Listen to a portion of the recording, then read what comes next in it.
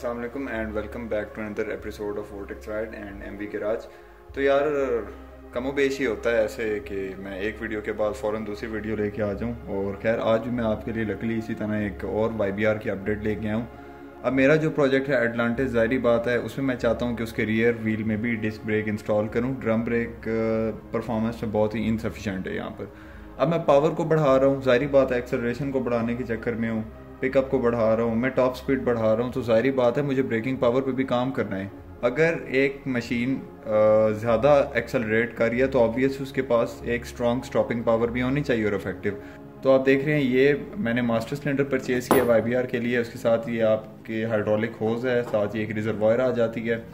तो देखने में मतलब कलर तो मुझे ग्रे ही सबसे अच्छा लगा यहाँ पे अपनी कलर स्कीम के हिसाब से। बाकी ये मास्टर सिलेंडर पुश टाइप है। जब मैं इसको पुश करता हूँ तो बेसिकली होता क्या है, पुश करने से इस रिजर्वायर से हाइड्रोलिक लाइन के जरिए इस पंप के अंदर ऑयल आता है और यहाँ से जो आपका प्रेशर लाइन है वो प्रेशराइज्ड ऑयल आपका इधर से कैलिपर जाएगा और ब्रेक अप्लाई हो जाएगी। अब ये कैलिपर है, ये मेरे पास एक पुराना कैलिपर पड़ा था कावासाकी GTO 125 का सिंगल पिस्टन कैलिपर है।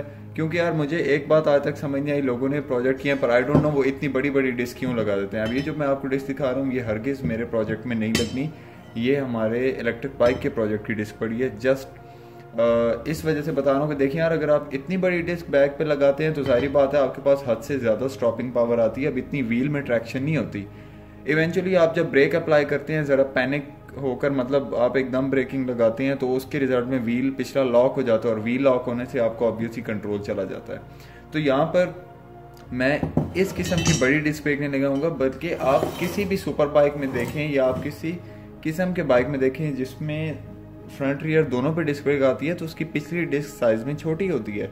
उसकी वजह के पिछले व्हील पर लोड बहुत कम होता है, ज़्यादातर लोड आपके फ्रंट व्हील पे होता है। तभी बड़े बाइक्स में सामने 2 डिस्कें लगाई जाती हैं और उनके साथ 3 पिस्टन कैलिपर्स दिए जाते हैं।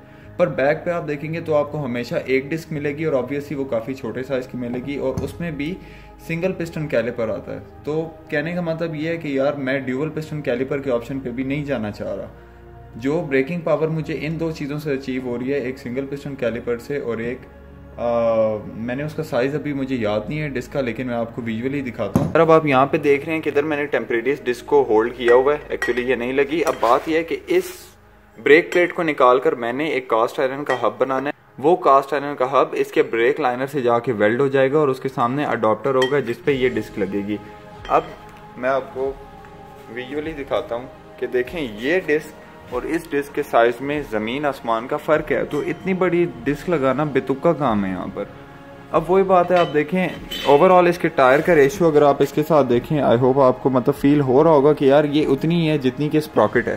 ठीक, अब ये मुझे सफिशिएंट ब्रेकिंग पावर प्रोवाइड कर रही है और इसकी वजह से अगर मैं थोड़ी सी हार्श ब्रेकिंग करता भी हूँ तो बहुत कम चांसेस होते हैं कि मेरा व्हील लॉक हो जाए। ठीक है, तो मतलब अच्छा भला कंट्रोल इसकी वजह से रहता है यहाँ पर। अब बात यह कि यार इसके साथ ना कि सिर्फ वो हब बनाना है बल्कि यहाँ पे जो स्पेसर आप देख रहे हैं स्पेसर भी मुझे नया बनाना पड़ेगा। ये देखें ये कैलिपर है, तो मैं हमेशा चाहूँगा कि कैलिपर को मैं इस साइड पे फिट करूँ। ठीक है, अगर फिजिबल रहा नहीं तो मेरे पास एक और प्लान है जिसमें ये यहाँ पे भी आता है, पर यहाँ पे शॉक असेंबली की वजह से काफ़ी मुश्किलात हैं। तो ये वाली जगह मेरे हिसाब से सबसे ज़्यादा सूटेबल है इस कैलिपर को इंस्टॉल करने के लिए। सेकेंडली यहाँ पर आने वाले इसके फुट पैग्स नए बनेंगे तो ज़ाहिरी बात है जो इसका मास्टर सिलेंडर है वो भी इस जगह पे आएगा।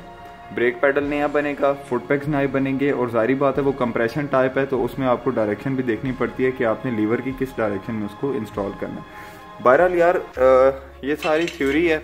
अब ये आइडियाज़ मुझे क्यों आ रहे हैं, इसकी एक सबसे बड़ी वजह ये है, मैंने अपने YBR को 2 साल तकरीबन बहुत लंबे रास्तों पे चलाया है, मुख्तलिफ ट्रेन्स के ऊपर चलाया, मतलब सीधे रास्तों पर, पहाड़ी इलाकों में, ट्विस्टी रोड्स पर, बम्पी रोड्स पर। अब उससे मुझे ज़ाहिर बात है इस 3 साल के जो मेरे पास एक्सपीरियंस था, जो डाटा था, उसको मद्देनज़र रखते हुए ही मैं ये चीज़ें इम्प्रूव कर रहा हूँ जो मेरी रिक्वायरमेंट में है। लेकिन यार इंशाल्लाह ये जैसे ही रेडी होगा मैं ज़रूर आपसे शेयर करूँगा। हब बनाने में थोड़ा सा टाइम है क्योंकि आपको पता है हब एक बहुत क्रिटिकल चीज़ है जिसने डिस्क को सेंटर भी रखना है और उसको लाइन अप भी रखना है। अब अगर उसमें थोड़ी सी मिस्टेक हो जाती है, मेरी डिस्क रोटेशन के दौरान ऐसे ऐसे बबलिंग करती है तो उस प्रोजेक्ट का मुझे कतन फ़ायदा नहीं। ठीक, तो उसमें मे भी थोड़ा सा टाइम लगे, लेकिन इंशाल्लाह जैसे ही होगा ये सारा सिस्टम इंस्टॉल होगा मैं एक दफ़ा फिर आपको ये रिव्यू करवाऊंगा। खैर, अपने सजेशन ज़रूर मुझे कमेंट करके बताइएगा। मिलते हैं इंशाल्लाह एक नेक्स्ट वीडियो में एक नई अपडेट के साथ। अपना बहुत ख्याल रखिएगा। स्टे सेफ, राइड सेफ, अल्लाह हाफिज़।